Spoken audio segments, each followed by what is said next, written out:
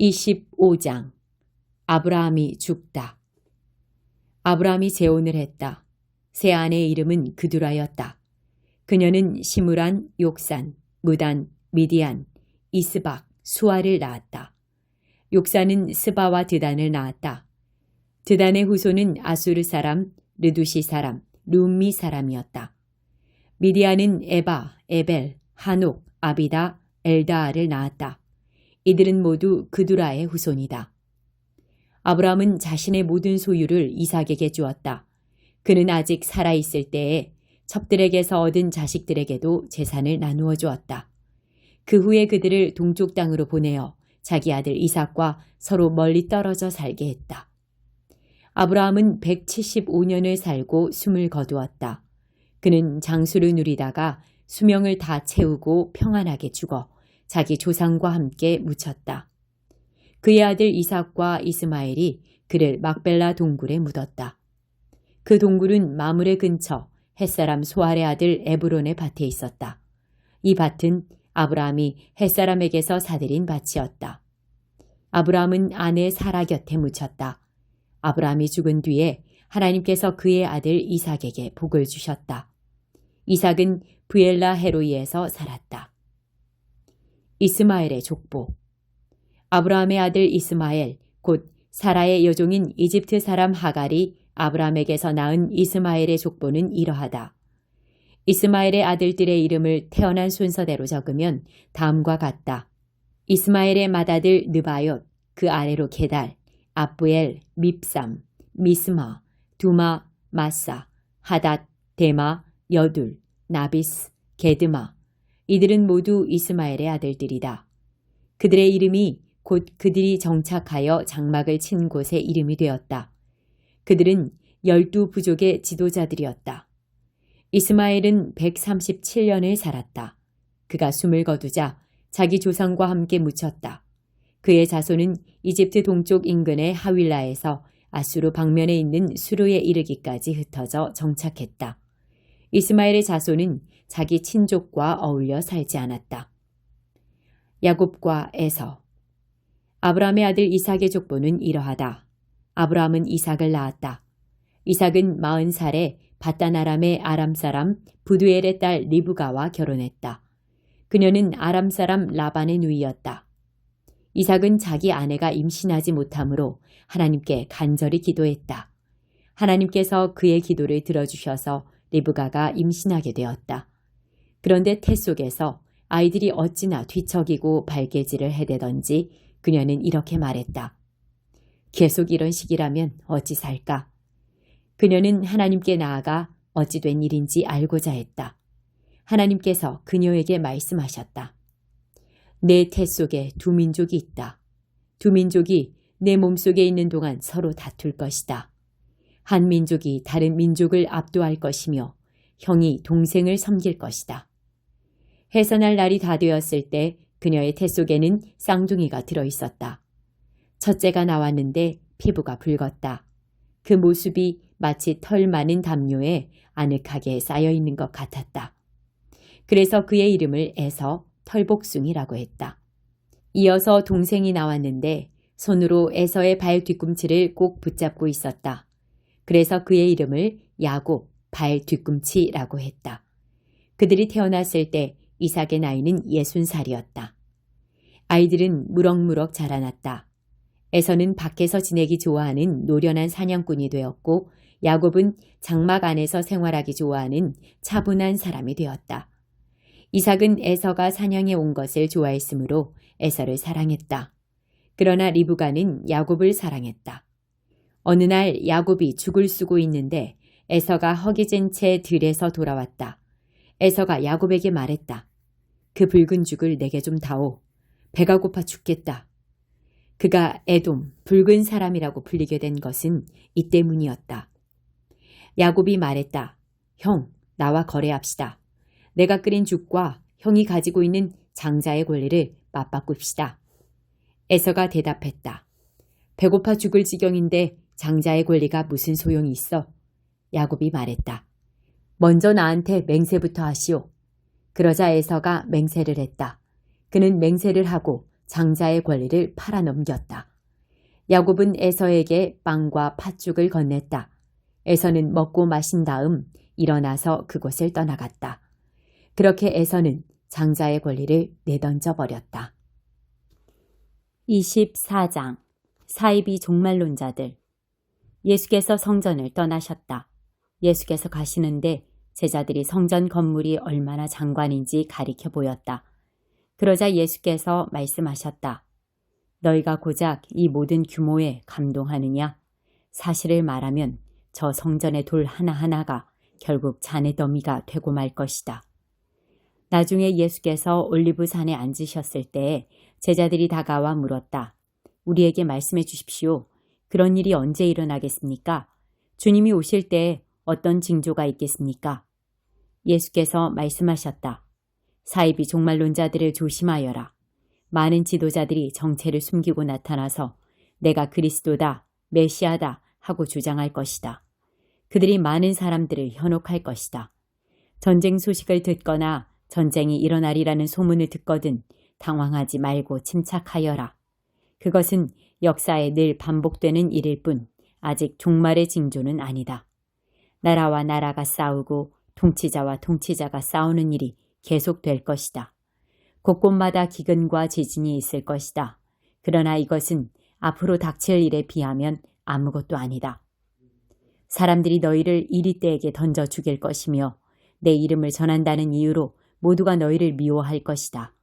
거기다 세상이 살벌해져서 모두가 서로 물어뜯으며 미워할 것이다.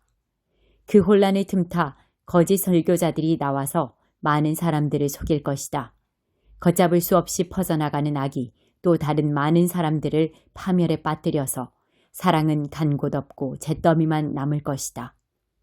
그대로 견뎌라. 그것이 하나님께서 바라시는 일이다. 끝까지 견뎌라. 그러면 너희는 절대 후회하지 않을 것이고 결국 구원을 받을 것이다. 그 모든 시간 동안 복된 소식, 곧 천국의 메시지가 온 세상에 전파되고 나라마다 증인이 파견될 것이다. 그러고 나서야 끝이 올 것이다. 큰 환란의 날. 그러나 거룩한 것을 더럽히는 괴물이 성전 성소에 세워진 것을 보거든 얼른 달아나거라. 예언자 다니엘이 이렇게 말했다. 너희가 다니엘서를 읽으면 내가 무슨 말을 하는지 알 것이다. 그때 너희가 유대에 살고 있거든 산으로 달아나거라. 마당에서 일하고 있거든 무엇을 가지러 집으로 돌아가지 마라. 밭에 나가 있거든 겉옷을 가지러 돌아가지 마라. 특히 임산부와 젖먹이는 어머니들이 힘들 것이다. 이 일이 겨울이나 안식일에 일어나지 않기를 바라고 기도하여라. 이렇게 큰 환란은 이 세상 전에도 없었고 앞으로도 없을 것이다. 이 환란의 날들을 갈 때까지 가게 둔다면 아무도 견딜 수 없을 것이다. 그러나 하나님께서 택하신 백성을 위해 환란을 덜어주실 것이다. 그날과 그때는 아무도 모른다. 누가 너희를 막아서서 메시아가 여기 있다 소리치거나 그분이 저기 있다고 가리켜도 속지 마라. 가짜 메시아와 거짓 설교자들이 곳곳에서 출현할 것이다. 그들은 대단한 이력과 현란한 업적으로 알만한 사람들의 눈까지 속일 것이다. 그러나 내가 너희에게 충분히 경고했다. 그러니 사람들이 말하기를 시골로 달려가자 그분이 오신다 하거나 서둘러 시내로 가자 그분이 오신다고 해도 거들떠보지 마라. 너희가 보러 간다고 해서 인자의 오심을 볼 수 있는 것이 아니다. 인자는 번개처럼 눈 깜짝할 순간에 너희에게 오신다. 사람들이 때를 지어 모여드는 것을 볼 때마다 너희는 썩어가는 시체 위의 나라와 빙빙 맴도는 독수리를 생각하여라. 그 무리를 끌어모으는 것이 살아계신 인자가 아님을 얼마든지 확신해도 좋다. 그 괴로운 시간들이 지나면 해는 어두워지고 달은 흐려지고 별들은 하늘에서 떨어지고 우주의 세력들은 떨 것이다. 그때에야 인자가 올 것이다. 인자가 오는 것이 온 하늘에 가득하여 보지 못할 사람이 아무도 없을 것이다. 준비되지 못한 온 세상 사람들, 영광과 권능 바깥에 있는 사람들은 하늘에서 빛을 발하는 인자를 보며 크게 통곡할 것이다. 바로 그 순간에 인자는 울려 퍼지는 나팔 소리와 함께 전사들을 보내어 하나님께서 택하신 사람들을 이 끝에서 저 끝까지 사방에서 불러들일 것이다. 무화과 나무에서 교훈을 얻어라. 싹이 나서 초록빛이 살짝만 내비쳐도 너희는 여름이 가까이 다가온 줄 안다. 너희도 마찬가지다. 이 모든 일을 보거든 인자가 문 앞에 온 줄 알아라. 이것은 가볍게 여길 일이 아니다. 내가 지금 하는 말은 어느 훗날의 세대에게만 주는 말이 아니라 너희 모두에게도 주는 말이다. 이런 일들이 다 일어나지 않고서는 이 시대가 끝나지 않는다. 하늘과 땅은 닳아 없어져도 내 말은 닳아 없어지지 않을 것이다. 그렇다면 정확한 날짜와 시간은 언제인가? 그것은 아무도 모른다. 하늘의 천사들도 모르고 아들인 나도 모른다. 오직 아버지만 아신다. 인자가 오는 것도 노아의 때와 같을 것이다. 대홍수 전에 노아가 방주에 오르던 그날까지도 사람들은 모두 평소처럼 지내며 시시덕거리고 즐겼다.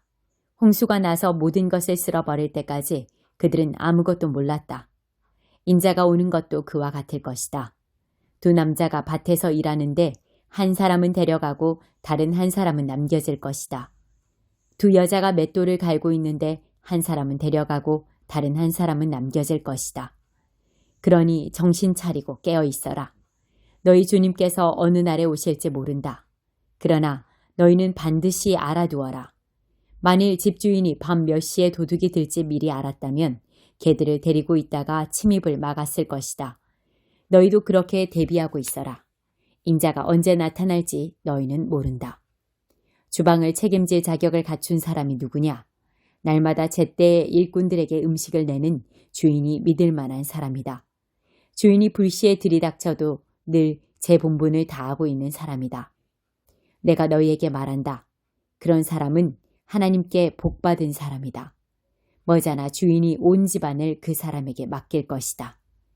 그러나 그 사람이 자기밖에 모른 채 주인이 나가자마자 제멋대로 하고 일꾼들을 학대하고 친구들을 데려다가 술판을 벌인다면 생각지도 못한 때에 주인이 나타나서 그를 엄벌에 처할 것이다. 그는 결국 위선자들과 함께 쓰레기 더미에 나앉아 바깥 추운 데서 떨며 이를 덜덜거릴 것이다. 에스더 1장. 이것은 아하수에로 왕 때에 있었던 일이다. 아하수에로는 인도에서 에티오피아에 이르기까지 모두 127개 지방을 다스린 왕이다. 아하수에로 왕은 수사궁전 왕좌에서 다스렸다. 다스린 지 3년째 되던 해에 그는 모든 관리와 대신들을 위해 연회를 베풀었다. 페르시아와 메대의 군 고위 지휘관, 각 지방의 관원과 총독들이 그 자리에 참석했다. 6달 동안 왕은 제국의 어마어마한 부와 눈부시게 찬란한 왕의 위엄을 과시했다. 그 행사를 마치면서 왕은 지위의 높고 낮음을 따지지 않고 수도 수사에 살고 있는 모든 사람을 위해 일주일 동안 잔치를 베풀었다. 잔치는 왕의 여름 별궁 정원뜰에서 열렸다. 뜰에는 흰색과 파란색의 무명 커튼을 드리웠는데 자주색 세마포줄로 대리석 기둥의 은고리에 매달아 정성 들여 장식했다. 화반석, 백석, 운모석, 색색의 돌을 깐 모자이크 바닥 위에는 은과 금 의자들이 놓였다.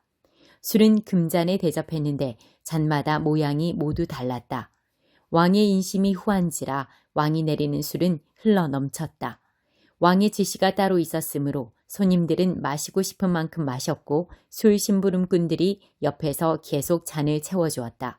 한편 왕비 와스디는 아하수에로 왕의 왕궁에서 여자들을 위해 따로 잔치를 베풀었다. 잔치 7일째 되던 날 술에 한껏 취한 왕은 자기 종인 7넷이 무만, 비스다, 하르보나, 빅다, 아박다, 세달, 가르가스에게 명령하여 화려한 관을 쓴 왕비 와스디를 데려오게 했다.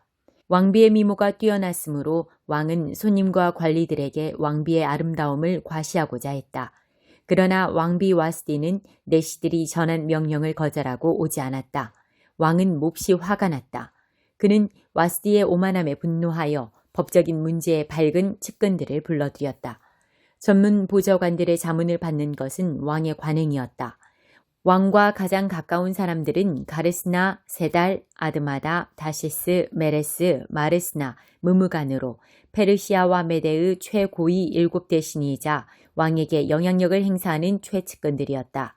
왕은 자신의 부름을 거절한 왕비 와스디를 법적으로 어떻게 처리할 수 있는지 그들에게 물었다. 왕과 대신들의 회의에서 무무간이 말했다. 와스디 왕비는 왕만 모욕한 것이 아닙니다. 아하수에로 왕께서 다스리시는 모든 지방의 지도자와 백성 할 것 없이 우리 모두를 모욕했습니다. 이제 이런 말이 나돌 것입니다. 최근에 와스디 왕비 소식을 들었나? 아하수에로 왕이 왕비를 자기 앞에 나오게 명령했는데도 왕비가 가지 않았다지 뭔가. 여자들이 그 말을 들으면 그때부터 남편을 우습게 할 것입니다. 페르시아와 메데 관리의 아내들이 왕비의 오만함을 듣는 그날로부터 그들도 오만방자하게 될 것입니다. 자기 본분을 모르고 날뛰는 성난 여자들의 나라, 그것이 우리가 바라는 나라인지요. 그러니 왕께서 동의하신다면 와스디 왕비를 아하수에로 왕 앞에서 영영 추방하는 왕령을 내리시고 그것을 철회하지 못하도록 페르시아와 메데의 법에 기록하십시오. 그리고 왕비의 지위는 자기 본분을 아는 여자에게 주십시오. 왕의 판결이 이 광대한 온 나라에 알려지면 사회적 지위와 관계없이 모든 여자가 자기 남편을 마땅히 존중할 것입니다. 그의 말은 왕과 대신들의 마음에 쏙 들었다. 왕은 무무간의 건의대로 시행했다. 왕은 각 지방의 문자와 각 민족의 언어로 모든 지방에 공문을 보냈다. 남자가 자기 집을 주관해야 하며 무엇이든 그의 말대로 해야 한다. 24장 자신을 변호하는 바울. 닷새 후에 대제사장 아나니아가 지도자 대표단과 함께 법정 변호인 더둘로를 데리고 도착했다. 그들은 총독에게 바울을 고발하는 소송을 제기했다. 바울이 법정 앞에 불려 나오자 더둘로가 기소 발언을 했다. 벨릭스 가카의 지혜롭고 너그러운 통치에 우리는 언제 어디서나 감사할 따름입니다.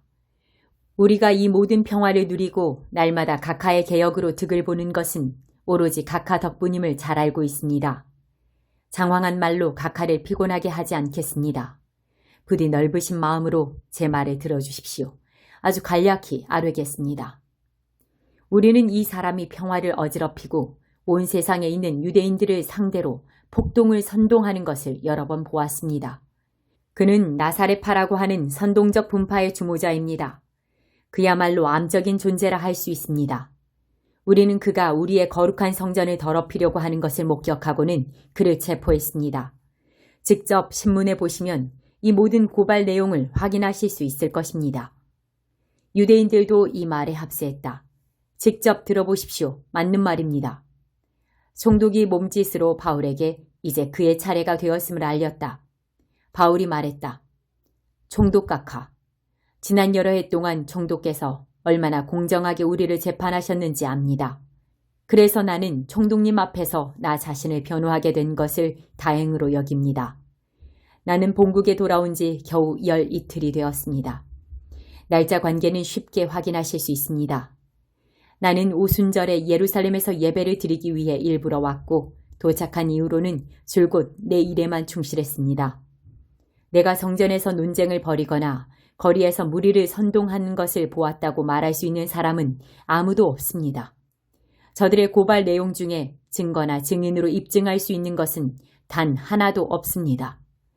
그러나 내가 이것 하나는 기꺼이 인정합니다. 저들이 막다른 길이라고 비방하는 이 도에 유념하여 나는 우리 조상이 섬기고 예배한 바로 그 하나님을 섬기고 예배하며 우리의 성경에 기록된 것을 전부 받아들입니다. 또한 나는 하나님께서 선한 사람이든 악한 사람이든 죽은 사람들을 다시 살리실 것이라고 소망하고 기대하며 살고 있다는 것도 인정합니다. 만일 이것이 죄가 된다면 나를 고발한 사람들도 나 못지않게 유죄입니다. 나는 모든 일에 하나님과 내 이웃들 앞에 깨끗한 양심을 지키려고 최선을 다해왔습니다. 나는 여러 해 동안 본국을 떠났다가 이제 돌아왔습니다. 떠나 있는 동안에 나는 가난한 사람들을 위한 헌금을 모아서 성전 예물과 함께 가지고 왔습니다. 바로 그 예물을 드리면서 성전에서 조용히 기도하고 있는 나를 저들이 본 것입니다. 모여든 무리도 없었고 소란도 없었습니다. 에베소 근방에서 온 몇몇 유대인들이 이 모든 소동을 일으켰습니다. 그런데 보시다시피 그들은 오늘 이 자리에 없습니다. 그들은 겁쟁이입니다. 너무 겁이 나서 총독님 앞에서 나를 고발하지 못하는 것입니다. 그러니 내가 무슨 죄를 짓다가 잡혔는지 여기 이 사람들에게 물어보십시오.